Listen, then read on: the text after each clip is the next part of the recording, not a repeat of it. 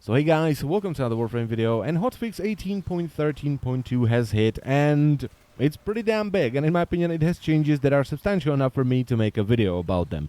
The first change has to do with Trinity and her Blessing. So the damage resistance is now a flat value that's capped at 75%, which you can achieve by using power strength mods. Which is much better because having a flat value is always better than it being calculated on sort of an average, whatever that means. The second change doesn't really have anything to do with Blessing, but it does help Blessing quite a bit. So in my previous video, I complained that the new reworked Blessing was kind of clunky because you had no indication of who is in the range of Blessing and who is not, and that has now been addressed. If you turn on your squad UI by pressing the Z button on the PC by default, you will see indicators next to people's unit frames that indicate they are within 50 meters of you, so you share affinity with them, but you can also hit them with Blessing, which is a brilliant little tweak. And it basically just fixed the only problem that I had with update 18.13. Moving on, the second change has to do with Valkyr Zestiria, and this is very interesting and I did not see this one coming. When you score kills under the effects of Hysteria, the aura that surrounds you and will cause you to take the accumulated damage if there are enemies within it when you deactivate it, will be shrunk by 1 meter per kill. And if you stop killing enemies, the aura will slowly grow back to its original size. Now if you just keep killing enemies, this aura will be shrunk and it will have a very tiny radius. And this is a really good change that I really like because it gives you choice. You can either run away and turn it off when you're sure there are no enemies around you, or you can be a little bit ballsy, kill a couple of enemies, shrink the aura, run into a corner, turn it off and on again, and voila, you just reset your Hysteria. Alternatively though, if you know you're about to run out of energy and there are enemies around you, so you are about to take this accumulated damage, you can, desperately kill a couple of them, shrink the aura, so when it turns off, you're not gonna take this accumulated damage. This is a brilliant change, I love it. Another change that I found really cool is that Ballistas, which is a Grineer sniper unit that does high amounts of damage, now have a sound cue on the wind-up, so you can hear when a Ballista is about to shoot, and it gives you just enough time to roll away.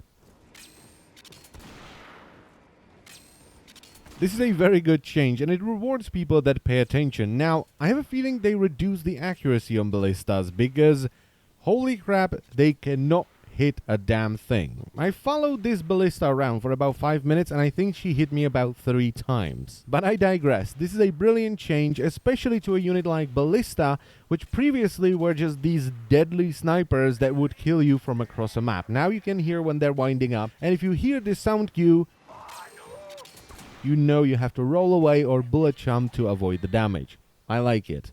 And the final change I was really interested in has to do with Forma. If you Forma a piece of equipment, instead of it going back to 0 capacity, it will have capacity equal to your mastery rank. And if you have a potato on that piece of equipment, it will be multiplied by 2.